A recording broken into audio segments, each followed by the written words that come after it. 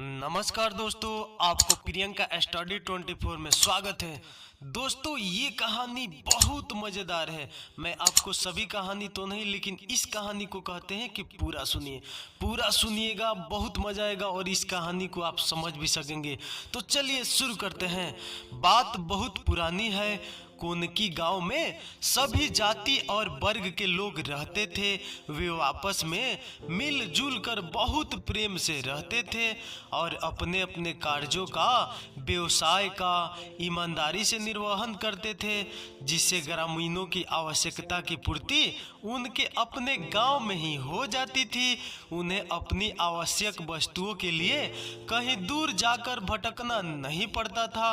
उनमें आपस में यदि कभी कोई विवाद हो भी जाता तो गांव की पंचायत में ही उसका निपटारा हो जाता था। गांव वालों को राजा की अदालत में न्याय मांगने के लिए जाने की कभी आवश्यकता नहीं हुई। इसलिए उस गांव के लोग सुखी, समृद्ध और संतुष्ट थे। उसी गांव में बांकेलाल नाम का एक शातिर दिमाग आदमी रहता था। उसकी आर्थिक स्थिति बहुत अच्छी नहीं थी, क्योंकि वह परिश्रम से सदा भी जी चुराता था। वह खेती करता नहीं था, कहीं और भी मेहनत नहीं करता था काम के लिए। वह बिना मेहनत के दूसरों को ठग कर अपनी आमदनी करने की कोशिश करता रहता था। इसी कारण उसकी जमीन भी बिक गई थी खर्चों को पूरा करने में। और अब उसके पास जो थोड़ी बहुत जमीन थी, उसने भी वह स्वयं खेती नहीं करता था। दूसरों को ठग कर परिश्रम उस खेत में भी करवा लेता था, जिसमें बमुश्किल खाने लायक ही अनाज पैदा हो पाता था। क्योंकि परिश्रम करने वाले भी वह कितना भी ठगे, फिर भी थोड़ा बहुत तो अनाज ले ही जाते होंगे। इसलिए आर्थिक स्थिति गांव के अन्य लोगों की तुलना में कमजोर थी, किंतु वह बहुत ऊंचे खानदान का था और पहले उसके पास संपत्ति भी अधिक थी, जिसे उसके परिवार को इसके आलसी होने के कारण बेचना पड़ा था। बचपन से ही उसके पिता उसे बताया करते थे कि हम लोग बहुत ऊंचे खानदान से हैं।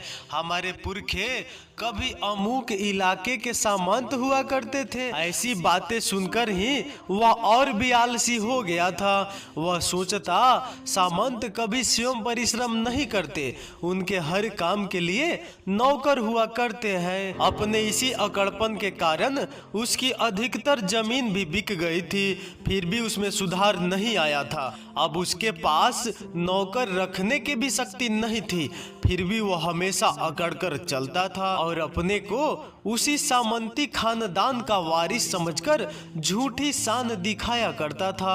अपने सामंती शौक पूरे करने के लिए, होने वाले खर्च निकालने के लिए वह अक्सर लोगों से ठगी करने के नए नए तरीके सोचता रहता और उन्हें आजमाता भी रहता। ऐसे ही एक बार ठगने के उद्देश्य से ही वह गांव के एक सेठ के पास पहुंचा और बोला, सेठ जी, आप दिन भर दुकान पर ही बैठे रहते हैं, इस तरह तो आपका स्वास्थ्य खराब हो जाएगा।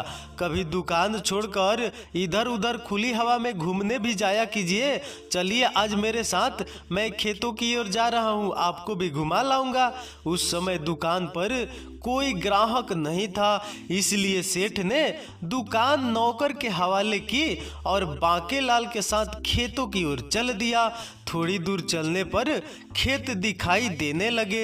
एक खेत में बाजरे की फसल लगी हुई थी। उसे देखकर बांकेलाल सेठ से बोला, देखिए सेठ जी, इस खेत में इस साल कितना अच्छा गन्ना उगा है। सेठ बोला, ये गन्ना नहीं, बाजरे की फसल है। बांकेलाल सेठ की ओर परिहास पूर्ण दृष्टि डालते हुए बोला, सेठ जी, किसान मैं हूं कि आप? क्या आप फसलों के बारे मुझसे ज्यादा जानते हैं? ये गन्ने की ही फसल है। सेठ भले खेती नहीं करता था, किंतु इतना अनभिज्ञ नहीं था कि बाजरा और गन्ने में अंतर न जानता हो। वह दृढ़ स्वर में बोला, भले आप खेती करते हैं बांकेलाल जी, मैं नहीं करता हूँ, किंतु इतनी भली भांति जानता हूँ कि ये बाजरा ही है। अब तो बांकेलाल को क्रोध आ गया और वो बोला, लगाते हो शर्त, मैं कहता हूँ ये गन्ना है। सेठ भी जोश में बोला, तुम्हारी जैसी मर्जी हो वैसा शर्त लगा लो, ये गन्ना नहीं बाजरा ही है। बांकेलाल तो इसी मौके की तलाश में था। वह बोला, ठीक है तो फिर लग गई शर्त। अगर ये गन्ना निकला तो मैं तुम्हारा सिर काट लूंगा, और अगर ये बाजरा निकला तो तुम मेरा सिर काट लेना। सेठ जानता था कि खेत में बाजरा ही है, इसलिए बांकेलाल की अजीब शर्त सुनकर भी निर्भीक स्वर में बोला, ठीक है लग गई शर्त। इसके बाद दोनों वापस लौट आए और अपने अपने घरों को चल गए। करीब 1-1.5 महीने बाद बाजरे के पौधे में बाली निकलने लगी और इसमें बाजरे के दाने पड़ने लगे। दोस्तों मैं ये भी बता दूं आपको कि ये जो शर्त लगा था ना वो बिना दाने के लगा था, यानी अभी पौधा जो था बाजरे का वो छोटा था, अभी वो फला फूला नहीं था, उसी समय शर्त लगा था। तब एक दिन हाथ में एक बाली तोड़कर बांकेलाल सेठ की दुकान पर पहुंचा और बोला, सेठ जी आप शर्त जीत गए। उस खेत में सचमुच बाजरा ही था, जबकि मैं उसे गन्ना समझ रहा था। सेठ विजयी भाव से मुस्कुराते हुए बोला, किसान होकर भी आप इतना नहीं समझ पाए कि वह बाजरा है, जबकि मैं दुकानदार होकर भी पहचान गया। बांकेलाल बोला, आप ठीक कहते हैं, सचमुच मुझ में पहचानने में गलती हो गई, लेकिन आप शर्त जीत गए, इसलिए लीजिए काटिए मेरा सिर। सेठ बांकेलाल की बात को मजाक समझकर हंसकर रह गया, किंतु बांकेलाल फिर से बोला, हंस क्या रहे हैं सेठ जी, चलिए मेरा सिर काटिए। सेठ फिर भी हंसता हुआ बोला, अरे वह तो हंसी मजाक की बात थी, बात समाप्त हो गई। शर्त तुमने लगाई, मैं जीत गया, तुम हार गया, बात समाप्त हो गई। अब बांकेलाल गुस्से में बोला, मैं किसी के साथ हंसी मजाक नहीं करता। बांकेलाल सेठ की बात काटकर सहसा तेवर बदलता हुआ कठोर स्वर में बोला, मैं किसी के साथ हंसी मजाक नहीं करता। आप शर्त जीत गए हैं तो अब आपको मेरा सिर काटना ही पड़ेगा। क्या आप जानते नहीं मैं किस खानदान से हूँ? हमारे खानदान में अगर जबान से कोई बात कह दी तो उसे पूरा किए बिना नहीं छोड़ते, चाहे कुछ भी हो जाए। अब तो सेठ के चेहरे का रंग उड़ने लगा, क्योंकि बांकेलाल का चेहरा देखकर लग रहा था कि वह अपनी बात को लेकर गंभीर है। वह धीरे से बोला, अरे भाई ऐसी छोटी मोटी बातों पर कहीं सिर काटे जाते हैं? सेठ फीकी हंसी हंसते हुए बात को टालने की गरज से बोला, ये छोटी मोटी बात है? हमारे बीच सिर काटने या कटवाने की ही शर्त लगी थी। अगर मैं जीत जाता तो अभी आपका सिर काट कर ले जाता, उसी तरह अब मैं हार गया हूँ तो कटवा कर ही सिर जाऊंगा यहाँ से। चलिए चलिए जल्दी कीजिए। बांकेलाल जोर जोर से चिल्लाता हुआ बोला। अब सेठ को समझ में आया कि उसने मुसीबत मोल ली है, यह बला आसानी से टलने वाली नहीं है। वह भी अड़कर बैठ गया। वह बोला, मैं नहीं काटूंगा सिर, मुझे नहीं काटना। क्यों नहीं काटोगे? शर्त जीते हो तो काटना तो पड़ेगा। बांकेलाल शर्त पूरी करने पर पड़ गया था, नहीं काटूंगा। इधर सेठ भी अपनी जीद पर अड़ा हुआ था। भला वो शर्त कैसे पूरी करता, भला वो सिर कैसे काटे, बांकेलाल को सर को काटता कैसे? परंतु बांकेलाल भी मानने को तैयार नहीं था। वह आया हुआ था ही शर्त पूरी करवाने के लिए। उसका कहना था सेठ को बांकेलाल का सिर काटना ही पड़ेगा, क्योंकि बांकेलाल शर्त हार गया था और शर्त के अनुसार सेठ बांकेलाल का सिर काट ले। बार बार कह रहा था वह, तुम्हें मेरा सिर काटना ही पड़ेगा। अब बार बार बांकेलाल सेठ जी से कह ही रहा था कि मेरा सिर काट दो। इस तरह बात दोनों में बढ़ते बढ़ते विवाद होने लगा। तो वहां तमाशा देख रहे लोगों ने सलाह दी कि सरपंच के पास जाओ, वहीं फैसला करेंगे। दोनों सरपंच के पास पहुंचे। सरपंच ने पूरा मामला सुना और बोला, पूरा मामला सुनने के बाद हमें यह समझ में आया है कि शर्त हारने के बाद बांकेलाल के सिर पर अब सेठ जी का अधिकार है, वह अब सेठ जी की संपत्ति है। क्यों ठीक है ना बांकेलाल?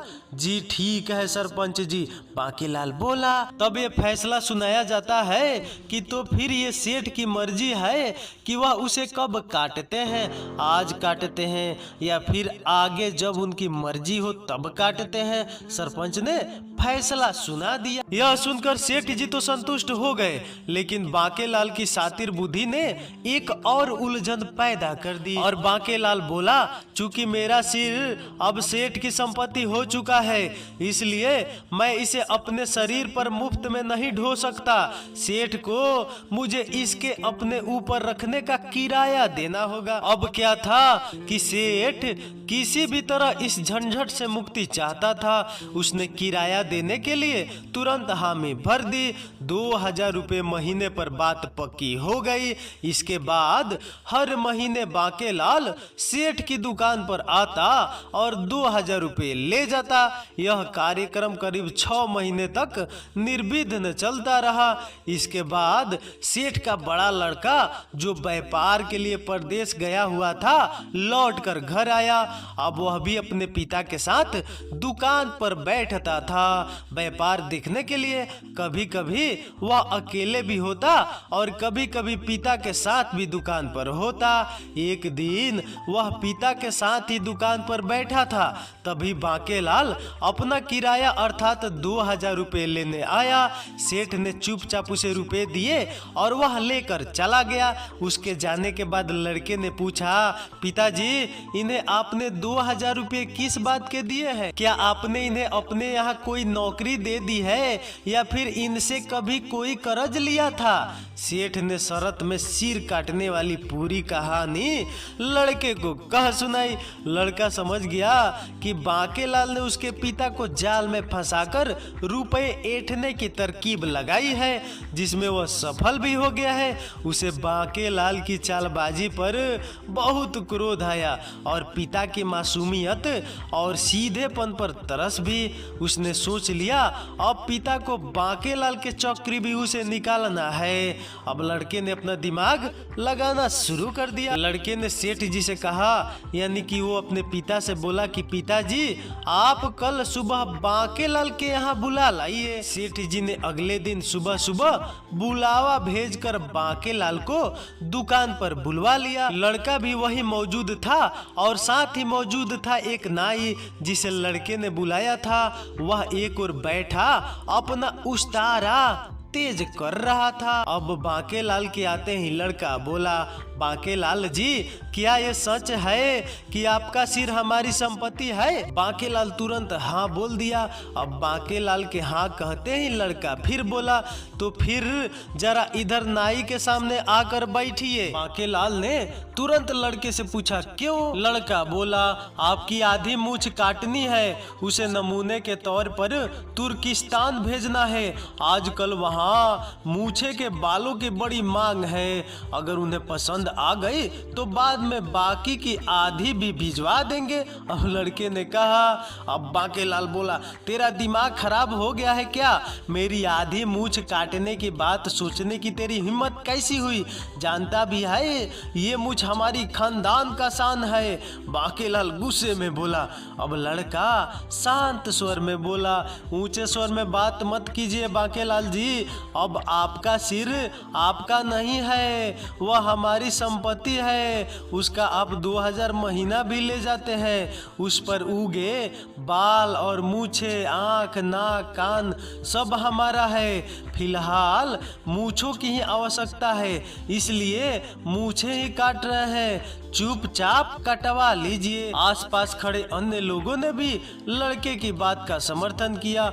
यह देखते ही बांकेलाल के चेहरे पर हवाइयाँ उड़ने लगी।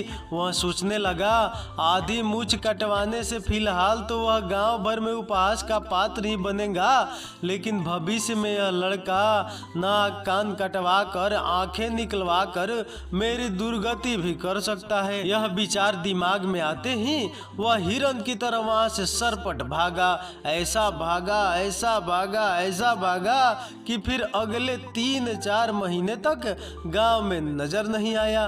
बाद में सरपंच ने किसी तरह उसे खोज कर उसकी सेठ से सुलह करा दी और जो पैसे उसने ऐंठे थे वे सेठ को वापस करा दिए।